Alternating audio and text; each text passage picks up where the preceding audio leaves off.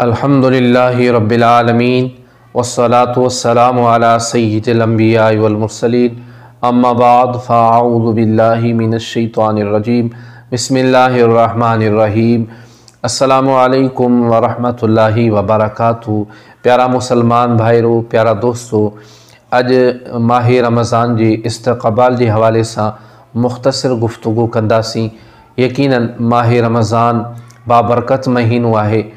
माह रमज़ान बस अन करीब असां वटि अचण वारो आहे ऐं माह रमज़ान जी अन करीब आमद थियण वारी आहे। माह रमज़ान जी आमद थींदी आहे त अल्लाह पाक जी रहमतन ऐं बरकतन जो नुज़ूल थी वेंदो आहे। प्यारा मुसलमान भाइरों, प्यारा दोस्तों, असां माह रमज़ान जो एहतराम कयूं, रमज़ान मुबारक जी लाइ तैयारी कयूं ऐं रमज़ान जो भरपूर इस्तक़बाल करियूं।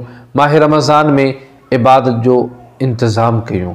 थी सके तो असां रमज़ान मुबारक के महीने में जेको पंहिंजो वक़्तु आहे सो इबादत में मसरूफ़ ऐं मशगूल रहूं, ताजो ही अचण वारो माह रमज़ान असांखे पंहिंजे रहमतन ऐं बरकतन मां कुछ हिस्सो ॾेई वञे। प्यारा मुसलमान भाइरों, प्यारा दोस्तों, माह रमज़ान जो जेकॾहिं बरकतूं ॾिसजनि, रहमतूं ॾिसजनि त भलारो महीनो आहे, वॾी बरकत वारो महीनो आहे, वॾी रहमतन वारो महीनो आहे।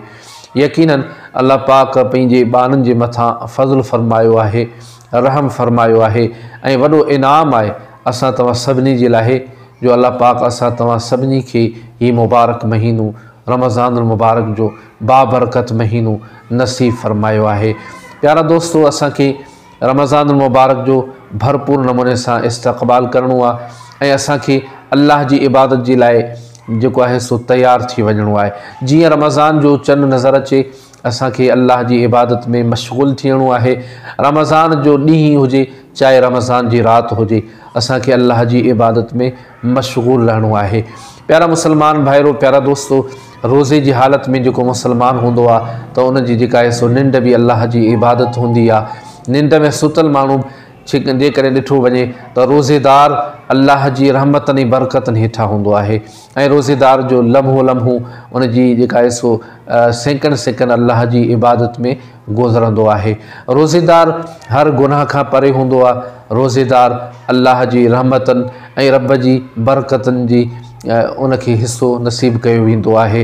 रोज़ेदार माण्हू उन जा कन भी गुनाहनि खां महफ़ूज़, उन जी ज़बान भी गुनाहनि खां महफ़ूज़, उन जो जेके अखियूं भी गुनाहनि खां महफ़ूज़, उन जी ज़बान भी, उन जो हर उज़्व गुनाहनि खां महफ़ूज़ आहे ऐं उहो रोज़ेदार अल्लाह जी हुक्म ते सुबुह सादिक़ खां वठी ग़ुरूब आफ़ताब ताईं, सुबुह खां शाम ताईं पूरो ॾींहुं बुख ऐं उन जी हालत में ॿियनि चीज़नि जेके रोज़े जी हालत में असांखे जिन चीज़नि खां मना कयो वियो आहे, मुसलमान उन्हनि सभिनी चीज़नि खे छॾे करे अल्लाह जी रज़ा जे लाइ सॼो ॾींहुं जेको आहे सो गुज़ारे करे शाम जो इफ़्तार करे थो। यकीनन उन जो सॼो ॾींहुं अल्लाह जी इबादत में गुज़रंदो आहे। त असां रमज़ान जो एहतराम कयूं ऐं रमज़ान में ॾींहं जो रोज़ो रखूं, रात जो अल्लाह करीम जे पाक कलाम जी तिलावत कयूं, सलात तरावी पढ़ूं ऐं रमज़ान जे महीने जी रातियुनि में असां ख़ूब इबादत कयूं, तहज्जुद जी नमाज़ पढ़ूं, ज़िक्र अज़कार कयूं, आका करीम जे मथां सलात पढ़ूं, दुरूद पढ़ूं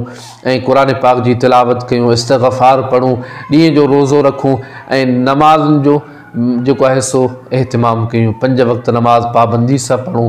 असांखे रमज़ान मुबारक जो महीनो यकीनन अल्लाह जी बारगाह में मक़बूल बनाइण जे लाइ अची रहियो आहे।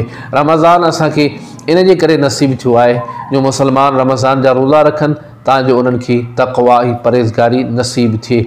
प्यारा मुसलमान भाइरों, प्यारा दोस्तों, माह रमज़ान जे रोज़नि जो मक़सदु इहो आहे, मतिलब भी इहो आहे त मुसलमान रोज़ो रखी करे तक़वा जा साहिब बणजनि, परहेज़गार बणजनि, उन्हनि जे दिलनि में ख़ौफ़ ख़ुदा पैदा थिए। त असांखे रोज़ो रखी करे ख़ौफ़ ख़ुदा खे उजागर करणो आहे। रोज़ो रखी करे असांखे साहिब तक़वा बणजणो आहे, असांखे परहेज़गार बणजणो आहे। त जॾहिं बि रमज़ान जो चंड नज़र अचे असां फ़ौरन रमज़ान जो चंड ॾिसी करे दुआ घुरूं। नई चंड ॾिसण जी दुआ यकीनन तव्हांखे यादि हूंदी, जेकॾहिं यादि नाहे तव्हांखे ॿुधायां थो। रमज़ान जो जीअं चंड नज़र अचे असांखे ही दुआ घुरणी आहे। अल्लाहुम्मा अहिल्लहु अलैना बिल अमनि वल ईमानी वस्सलामती वल इस्लामी रब्बी व रब्बुक अल्लाह। हर नए चंड जी दुआ इहा आहे। रमज़ान जो जॾहिं चंड नज़र अचे तव्हां ही दुआ पढ़ो ऐं यकीनन माह रमज़ान जो चंड ॾिसी करे अल्लाह जी इबादत में असांखे मसरूफ़ थी वञिणो आहे, मशगूल थियणो आहे। छो असां हूअं 11 महीना फ़ुज़ूल कमनि में, फ़ुज़ूल ॻाल्हियुनि में, दुनिया जी कमनि में, दुनिया जी लालचनि में गुज़ारे छॾींदा आहियूं।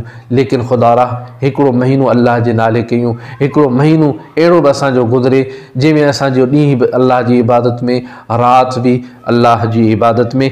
असां अॼु खां वठी नियत कयूं त असां जीअं रमज़ान जो चंड नज़र ईंदो असांखे क़ुरान पाक जी तिलावत रोज़ाना करणी आहे। रोज़ असां क़ुरान पाक जी तिलावत कयूं, जेतिरो बि असां खां थी सघे मोहब्बत सां, सची दिलि सां असां पूरो रमज़ान क़ुरान जी तिलावत में गुज़ारियूं, रोज़ा रखी गुज़ारियूं। ऐं जॾहिं रमज़ान मुबारक जे महीने में आख़िरी एतिकाफ़ अचे त असां एतिकाफ़ कयूं, सुन्नत एतिकाफ़ कयूं त यकीनन अल्लाह पाक असांखे रमज़ान मुबारक जूं बरकतूं ऐं रहमतूं नसीब फरमाईंदो। त प्यारा मुसलमान भाइरो, रमज़ान जी रातियुनि में अल्लाह जी इबादत में मशगूल थियणु वॾी ख़ुशनसीबी आहे। ऐं रमज़ान जो महीनो जेको मुसलमाननि खे रब काइनात अता फ़रमायो आहे, ही को आम महीनो न आहे, बल्कि ही उहो महीनो आहे अल्लाह जे हबीब सल्लल्लाहु अलैहि वसल्लम फ़रमायो त जॾहिं रमज़ान जो चंड नज़र ईंदो आहे, पहिरीं रमज़ान खां वठी जॾहिं रमज़ान जो चंड नज़र ईंदो आहे त अल्लाह पाक हुकुम फ़रमाईंदो आहे जहन्नम जा दरवाज़ा बंदि कया वेंदा आहिनि, जन्नत जा दरवाज़ा खोलिया वेंदा आहिनि। ऐं ॿी रिवायत में आहे त रहमत जा दरवाज़ा खोलिया वेंदा आहिनि। ऐं ॿी रिवायत में आहे त आसमाननि जा दरवाज़ा खोलिया वेंदा आहिनि ऐं माह रमज़ान जे इस्तक़बाल में जन्नत खे सजायो ऐं सींगारियो वेंदो आहे। जॾहिं शवाल जो महीनो शुरू थींदो आहे, यानी रमज़ान जो महीनो ख़तमु थींदो आहे, त शवाल जी पहिरीं तारीख़ खां वठी रमज़ान जे चंड नज़र अचण ताईं अल्लाह पाक जन्नत खे सजाईंदो ऐं सींगारींदो आहे रमज़ान जी आमद जे लाइ। रमज़ान अचे त जन्नत सींगारियल हुजे। ऐं रमज़ान में मरण वारे जी केॾी वॾी फज़ीलत आहे।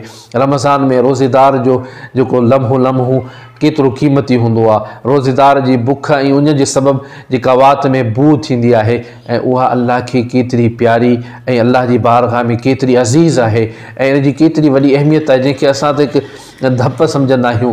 बू चई करे रोज़ेदार खे असां तानू हणंदा आहियूं, लेकिन इहा जेका वात जी बू आहे अल्लाह जी बारगाह में क़ीमती आहे, मुश्क खां वधीक क़ीमती आहे। बहितरीनु ख़ुशबू आहे, अल्लाह जी बारगाह में मक़बूल ख़ुशबू आहे। त रोज़ेदार जो जेको आहे सो लम्हो लम्हो अल्लाह जी इबादत ऐं रोज़ेदार केतिरो रब करीम जी बारगाह में मक़बूल माण्हू बणिजी वेंदो आहे। रोज़ा रखण सां इंसान खे तक़वा नसीब थिए थी, परहेज़गारी नसीब थिए थी, ख़ौफ़ ख़ुदा इंसान जे दिलि में पैदा थींदो आहे। असां जेकॾहिं चाहियूं था त असांजे दिलि में ख़ौफ़ ख़ुदा पैदा थिए ऐं असां साहिब तक़वा बणिजी वञूं त रमज़ान जो चंड नज़र अचण सां असांखे अल्लाह जी इबादत में मशगूल थी वञिणो आहे। रोज़ा रखणा आहिनि, सलात तरावी पढ़णी आहे, क़ुरान पाक जी तिलावत करणी आहे ऐं यतीमनि, मिस्किननि, ग़रीबनि, पाड़े वारनि जो ख़्यालु रखिणो आहे। हुक़ूक़ुल्लाह सां गॾोगॾु हुक़ूक़ुल इबाद खे अदा करण जो बि असांखे एहतिमाम करिणो आहे, ताजो असां खां रमज़ान जो महीनो नाराज़ न थी वञे।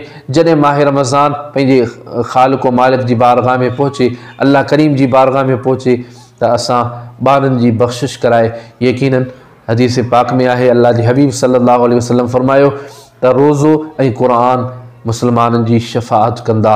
रोज़ो अल्लाह जी बारगाह में अर्ज़ु कंदो, मुंहिंजा मौला हिन मुसलमान सॼो ॾींहुं तो रब जी ख़ातिर मूं रोज़े खे रखियो ऐं बुख उञ में वक़्तु गुज़ारियो। मुंहिंजा मौला हिन जे लाइ मुंहिंजी शिफ़ात क़बूल फ़रमा, हिन जे हक़ में मुंहिंजी सिफ़ारिश क़बूल फ़रमा। रोज़ो रोज़ेदार जी सिफ़ारिश कंदो आहे। अल्लाह पाक रोज़ेदार जे हक़ में रोज़े जी शिफ़ात खे, सिफ़ारिश खे क़बूल फ़रमाए, उनखे जन्नत नसीब फ़रमाईंदो आहे। ऐं क़ुरान करीम जेको अल्लाह करीम जो पाक किताब आहे, क़ुरान करीम भी अल्लाह जी बारगाह में अर्ज़ कंदो, मुंहिंजा मौला ही रमज़ान जी रातियुनि में या ॾींहुं राति मां क़ुरान जी तिलावत कंदो, इन जे हक़ में मुंहिंजी शफ़ाअत क़बूल फ़रमा। अल्लाह पाक क़ुरान पाक जी शफ़ाअत ऐं सिफ़ारिश उन मुसलमान जे हक़ में क़बूल फ़रमाए, उनखे जन्नत नसीब फ़रमाईंदो। त प्यारा मुसलमान भाइरो, रमज़ान में असां रोज़ा रखूं ऐं राति जो क़ुरान जी तिलावत कयूं। सलात तरावी में जिते क़ुरान पाक जो ख़तमु थी रहियो आहे, असां उन सलात तरावी में शरीक थियूं, ताजो असांखे वधि खां वधि सवाब भी मिले ऐं असां अल्लाह जी बारगाह में मक़बूल बणिजी वञूं। त प्यारा मुसलमान भाइरो, हिन वीडियो खे बणाइण जो मक़सदु, हिन वीडियो खे अव्हां ताईं पहुचाइण जो मक़सदु इहो आहे त असांखे माह रमज़ान जो भरपूर नमूने सां इस्तक़बाल करिणो आहे। जॾहिं रमज़ान जो चंड नज़र अचे रमज़ान जे चंड नज़र अचण खां वठी ईद जी राति ताईं असांखे पूरो महीनो जेको आहे सो रब जी इबादत में मशगूल थियणो आहे ऐं असांखे सुस्ती ऐं कोताही ख़तमु करे अल्लाह जी बारगाह में इबादत जे लाइ हर वक़्तु तयारु रहणो आहे। अल्लाह पाक तो असांजी हिन माह मुबारक में बख़्शिश ऐं मग़फ़िरत फ़रमाए। अल्लाह पाक हिन माह रमज़ान जी बरकतनि ऐं रहमतनि मां असांखे बि कुझु हिस्सो नसीब फ़रमाए। अल्लाह पाक हिन माह मुबारक खे असां तव्हां सभिनी जी ऐं हुज़ूर अलैहिस्सलातु वस्सलाम जी तमाम उम्मत जी बख़्शिश ऐं मग़फ़िरत जो ज़रियो ऐं सबब बणाए। अल्लाह पाक तो असांखे असां तव्हां सभिनी खे पंहिंजी इबादत जो शौक़ ऐं जज़्बो अता फ़रमाए। अल्लाह करीम असां तव्हां सभिनी खे अमल जी तौफ़ीक़ अता फ़रमाए।